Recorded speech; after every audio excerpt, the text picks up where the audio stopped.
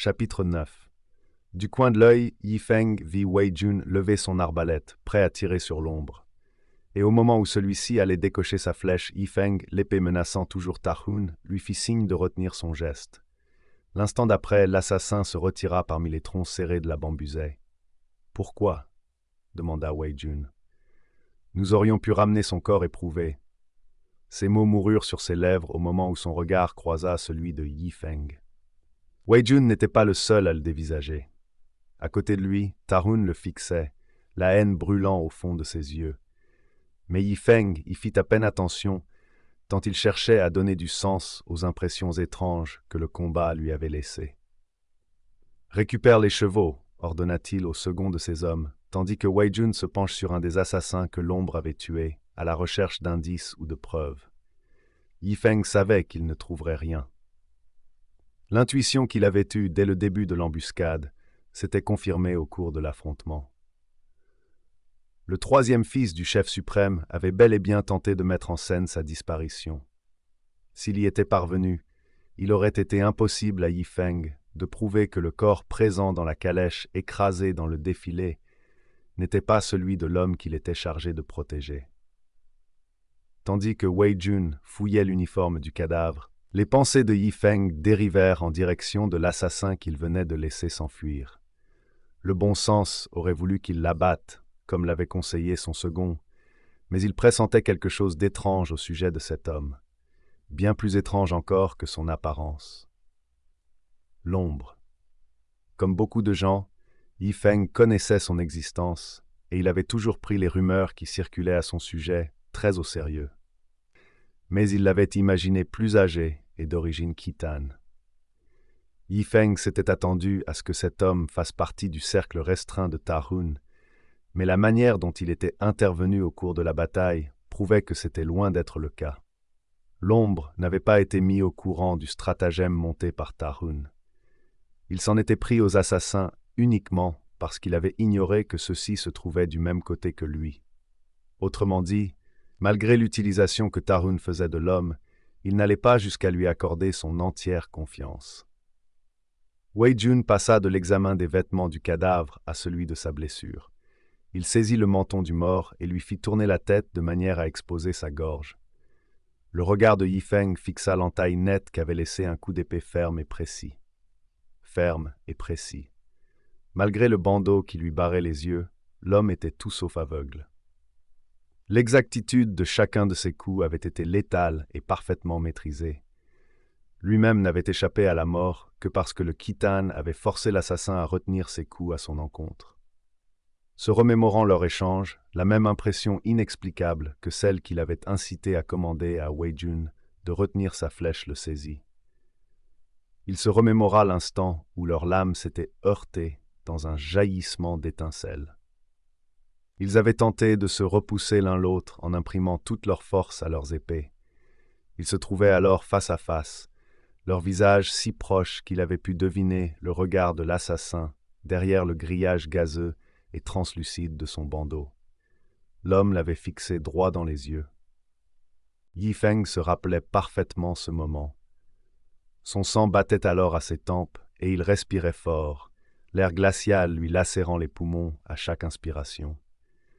L'autre aussi est à bout de souffle, sa poitrine se soulevant et s'abaissant. Yi Feng avait alors profité de l'instabilité qu'avait créée la pression de leurs épées l'une contre l'autre pour recourir à une technique que son père lui avait enseignée. Mais quand il avait entamé son mouvement, l'homme en face de lui avait devancé chaque oscillation de sa lame et y avait apporté la parade parfaite.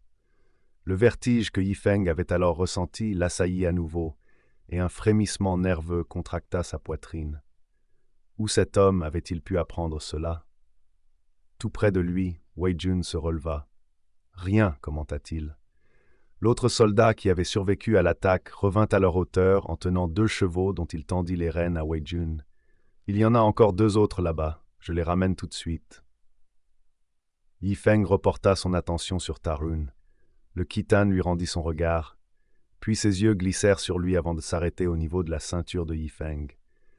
Une expression étrange passa sur son visage et il déclara « Singulier pendentif que vous avez là, général. » L'étrange sourire qu'il arbora déplut profondément à Yifeng. Et, comme le soldat ramenait 2 montures supplémentaires, Yifeng ordonna « Mettez-la à cheval et bâillonnez-le ». Xian fuyait au hasard, droit devant lui.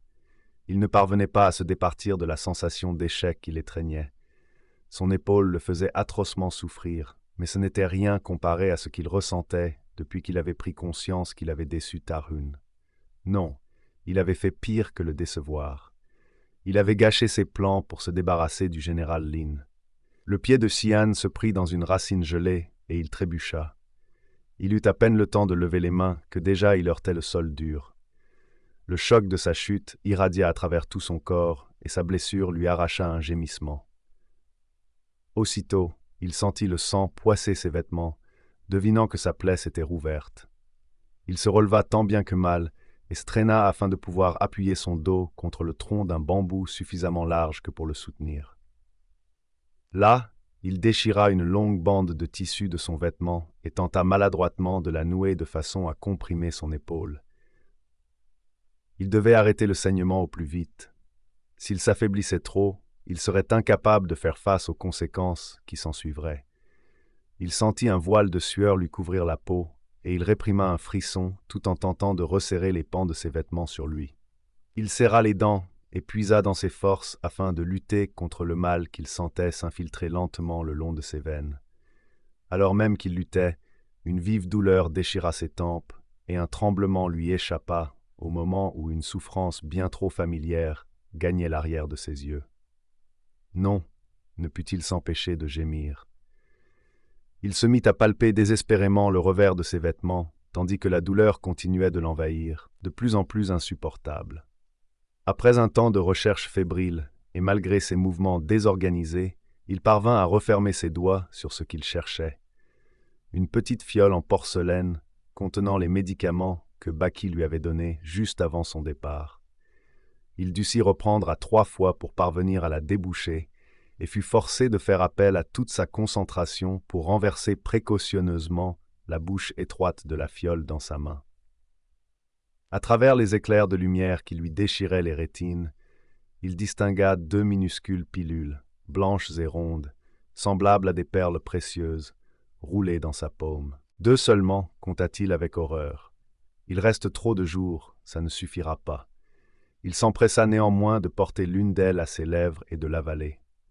La douleur reflua presque instantanément, mais il savait que ce répit ne serait que de courte durée.